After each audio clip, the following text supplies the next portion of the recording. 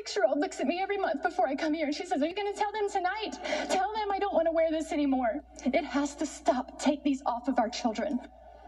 A Gwinnett County mom putting the school board on blast in this emotional speech at a school board meeting this week.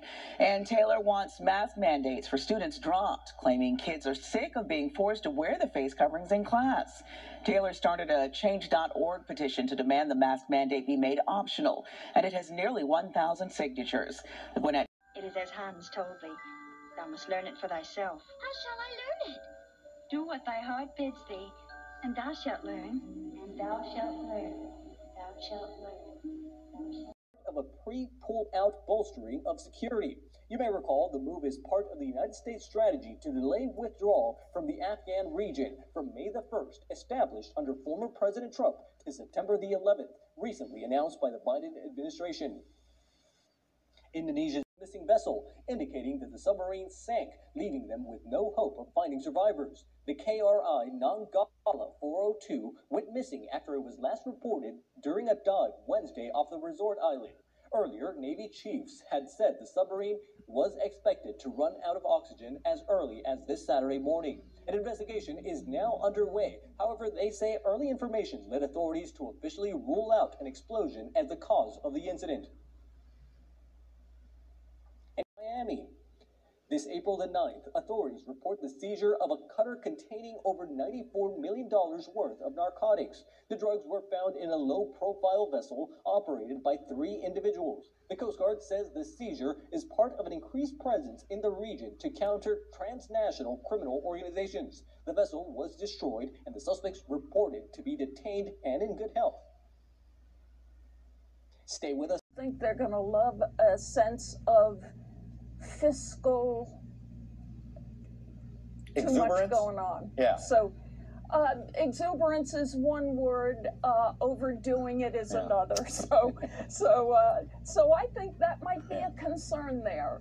So I'd throw that one in. Well, actually, we did taxes. He's just barely underwater on taxes, not as much as we saw in immigration, but it is. I'd say a yellow flag there. You know, Malcolm Gladwell, the taxes haven't started yet. Sorry. Malcolm Gladwell, the one thing Americans do agree on, no matter whether they're Republican, a Democrat, or an independent in our poll, that we're divided, 82%. So I guess the good news is we're self-aware in that we all agree we're divided. Other than that, we don't agree on much else.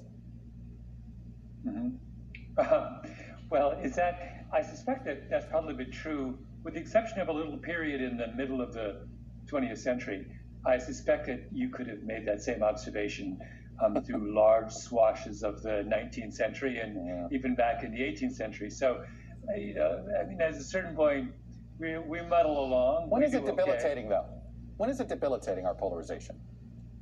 I don't, you know, I'm also a little bit of a skeptic that the observation in a poll that people will say we're divided actually means we're divided. It strikes me in our response to coronavirus, we were pretty united. Like, we managed to do a pretty good job of dealing with this pandemic, better than a lot of other countries in some respects, certainly in our vaccine response. So I don't know. I think we sometimes get carried away with these kind of anecdotal observations about how we are as a people. Morgan, you're on the ground all the time. Is Malcolm right? Malcolm is right. I think you will see division, you know, if you look at it historically, but I think what's new now is what people are divided on. If you look, for example, at the Reuters poll that came out just earlier this month, it also showed that 6 out of 10 Republicans still believe the false claim that the election was stolen. And so if you believe that, or if you, for example, are a QAnon believer and believe that there's a cabal of people harming children running our government, it's really hard, right, to find somewhere in the middle. And so I think the question is now, what are the systems in place that are allowing these extreme kind of views to control the levers of power? You know, Gene, President Biden's got his big speech. Thing in his positive word cloud was not Trump.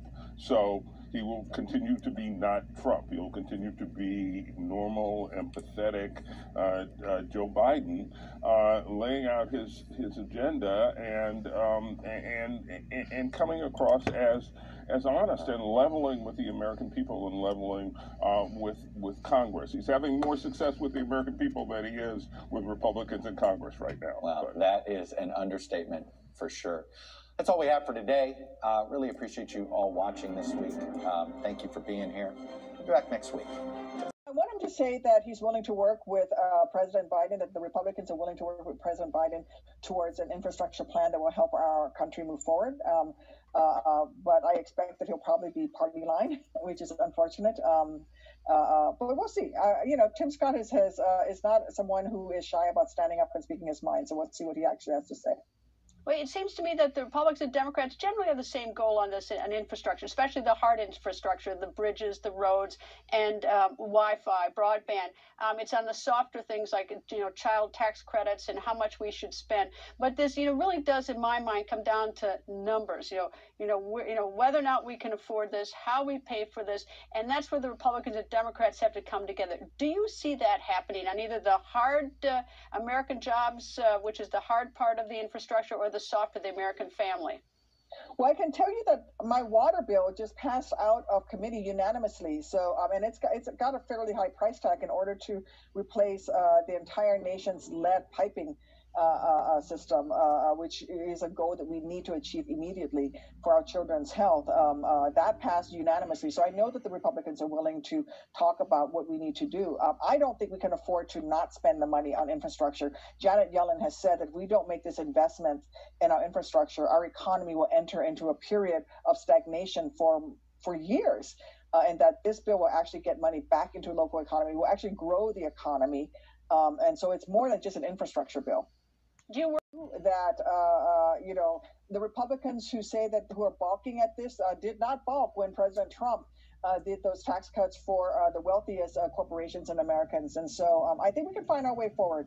I do think that protecting those who make $400,000 or less is critically important. Doing it. Here's the thing that's really been frustrating for me. I've been trying to work with this administration. As of last week, there have been 9 executive orders from the Biden administration, 9 that are focused solely on Alaska. And they are job killing. They are hurting the opportunities for our workers in my state. There's no state in the country that has gotten that kind of attention from this administration, with all due respect to the Biden administration. The war on Alaska working families from the Biden administration, it got to stop. Well, are they talking to you? Do they call you up and discuss things with you? It depends on the issue. But on a lot of these issues relating to energy workers in Alaska, to relating to access to our federal lands, I'm just hearing about them, right? I read about them in the press, and that's a frustration. Can't you just, no one calls up, or you don't call up anybody or say what's going on? Things are just happening? Well, look, trust me, I reach out to this White House all the time. Now, with the former president, President Trump, I would have just called him, right? He was very responsive to senators. But he was your party. He was your party. Was he responsive? I think he was responsive to Democrats too? I think he was responsive to Democrats. I don't have a great indication on that. But no, there's certain members that in the White House that I certainly try to let them know about the issues. Let me give you another example. On cruise ships. Now, look, we want safe cruising. We want people to be able to get on a cruise ship with regard to the pandemic in a safe, healthy way. We can't get guidance from the CDC on how and when to open the tourism season for the great state of Alaska. And this isn't just about cruise ships. This is about hundreds, if not thousands, of small businesses in my great state that are at risk of going under again if we miss another tourism season. If you call the CDC, because it's not just your state that has problems trying to figure out, what's going on with cruise ships, what should be a safe way to do this, can you call them and can you get some guidance from them? Oh, well, look, I've talked to the CDC director twice in the last 3 weeks. And? What she told me and Senator Murkowski, quite frankly, just wasn't true. She said they were going to issue guidance the day she talked to us for all 5 phases of reopening. That wasn't true. They said they're going to issue guidance. She isn't true, or that she just hasn't been able to formulate it? She's been busy? It didn't happen. It didn't happen. Look, she's new.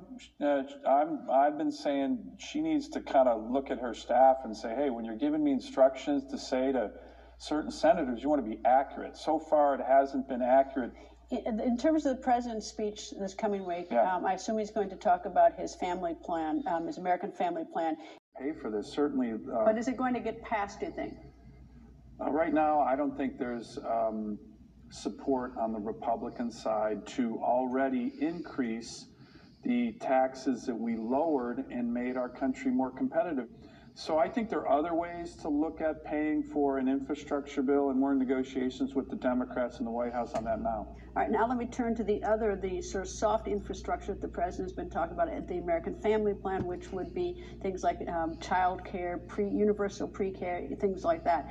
And the president, in order to finance that program, he wants to raise personal income tax on the very wealthy, not people who have $400,000 and lower, but the wealthy. Is that going to go up? Is the personal income tax going to go up on the wealthy? I think raising taxes on Americans when we're in a recession right now is not generally the way. Even on the very wealthy. Even on the very wealthy. Well, again, they always talk about the very wealthy, but then you look at the details of their plans, and they start to come down, I believe, on middle-class families. So it's the devils are in the details. Raising taxes on Americans, on small businesses, on employment generators in terms of businesses during a recession, I don't think is a good idea. That could satisfy you? There could be a deal if it was much more broad, particularly focused on Iranian terrorist activities. They're the largest state sponsor of terrorism in the world. Israel, many of the Gulf Arab states with these Abraham Accords. And a lot of that realignment, which is very positive for us, for Israel, is because I think the countries in the region saw that the biggest threat from the region wasn't each other, it was Iran. And we need to continue that strategic realignment with Israel and some of our Arab allies, and I think that's an important area of progress, and I think the Biden administration is committed to that. Thank you to Senator Sullivan.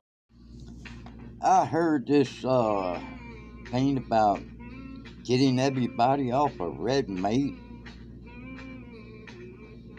That would affect so many people financially. The ranchers that raise beef cattle and the people that raise pigs for ham, bacon. Then you gotta go to the meat processing plants. How many of those people will be knocked out of work because of this no red meat? I think it's kind of foolish. It's definitely not going to help the economy any.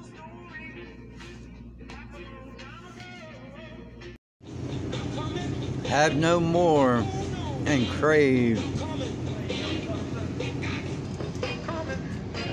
Out of business.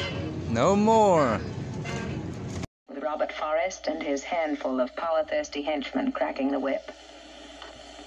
Robert Forrest. What happened to him? He changed. When I first married him, he was as much a part of this country as Lincoln himself. And I love our country. Always when I came back from Europe,